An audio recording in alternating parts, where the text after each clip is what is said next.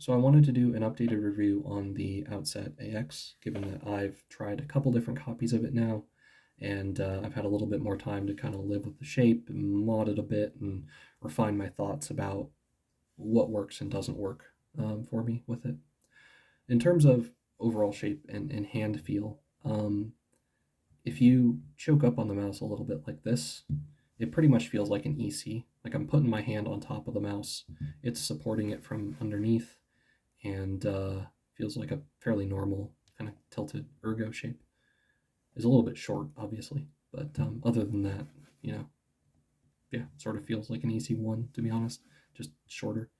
Uh, if you don't do that, if you back off from it a little bit and then kind of wrap your hand around the back, take advantage of this more rounded rear end of the Outset, then it feels more like a cross between an EC and something like a G502 or an MX518.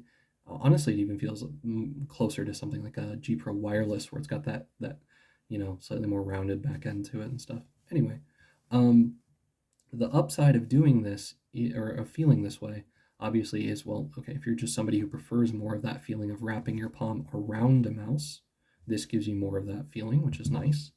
The other benefit is that you can get a lot of control over the mouse just using your palm and thumb contact.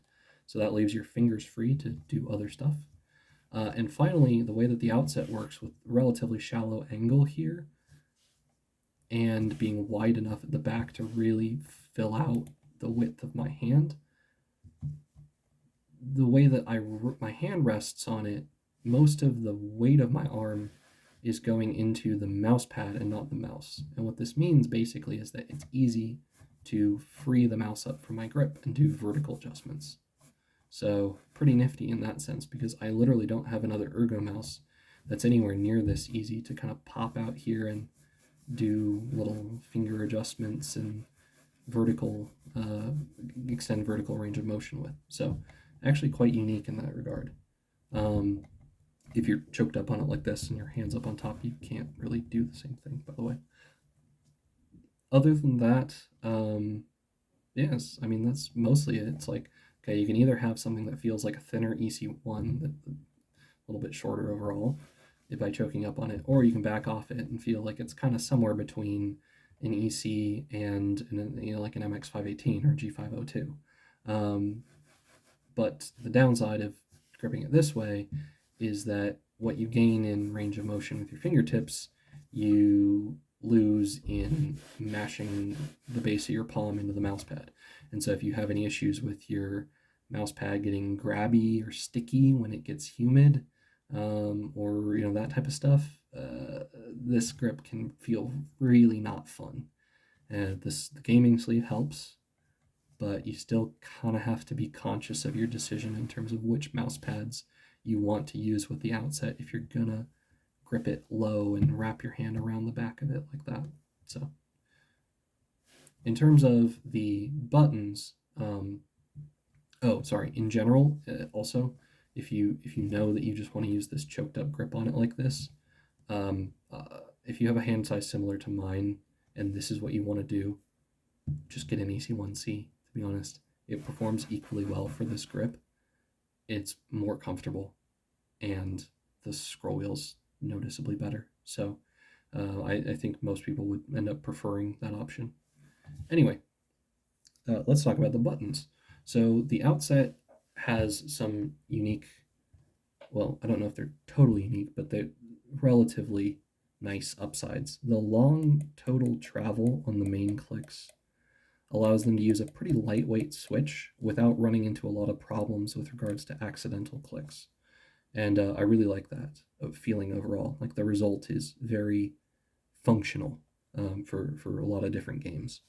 The other thing that you can do is if I'm like playing CS or something and I'm opping or trying to do a deagle or something with like one taps, reaction time and click timing being very important, you can put a little bit extra weight into your finger, just relax it a little bit. And you can see it'll take up some of that pre-travel on the switch, and you can feel the increase in resistance through your fingertip.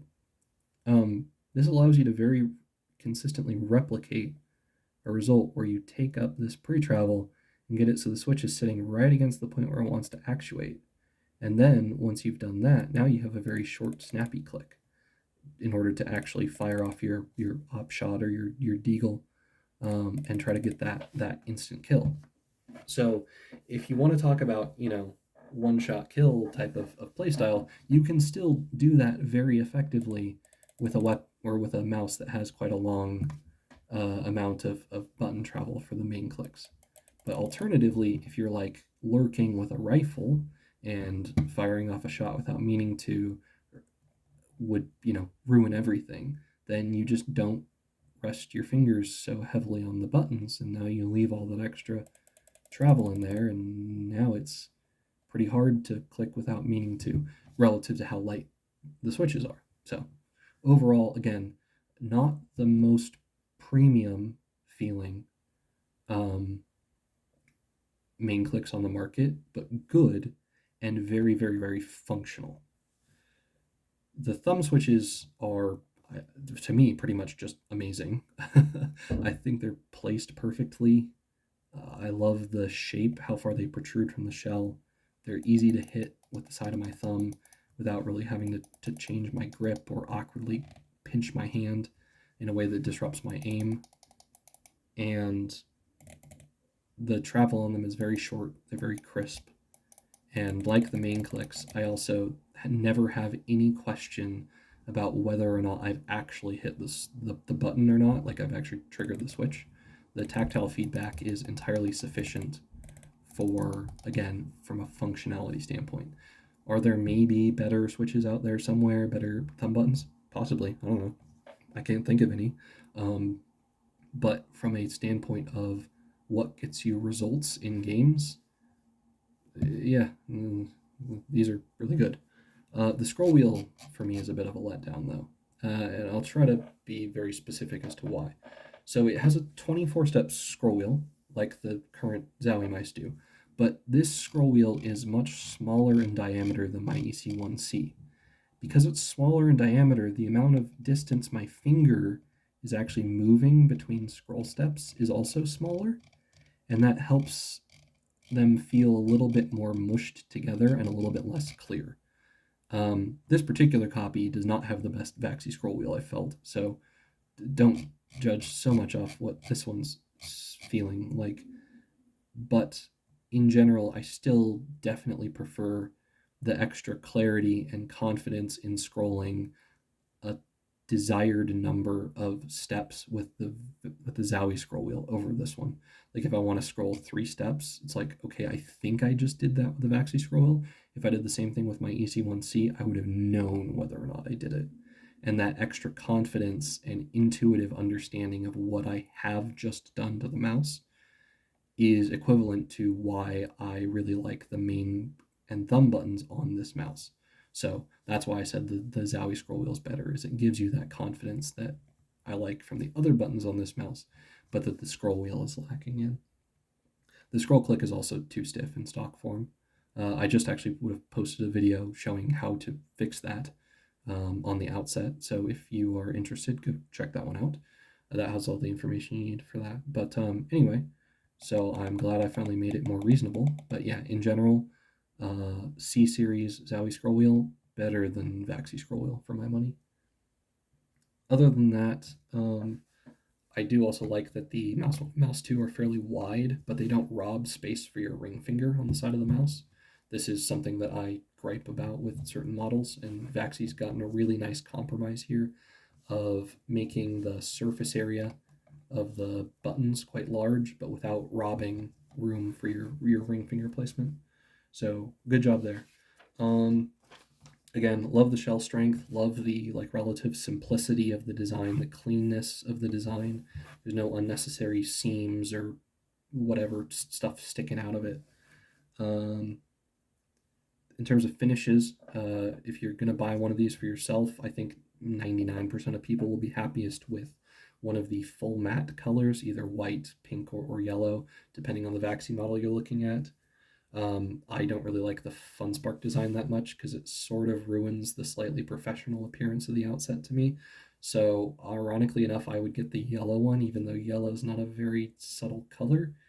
But anyway, the reason I say get the full matte is the black matte is a fingerprint magnet. It's like the Zowie black finish. It's just unless you've just cleaned it, it's really hard to keep it looking nice. And I would just rather have a lower maintenance finish than that.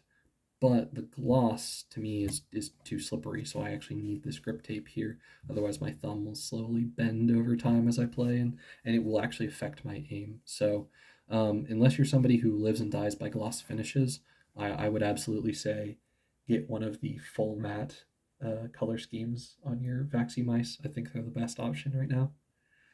Other than that, stock cable for my money's too stiff. It's not terrible if you have a good bungee. I made two for the win, everybody.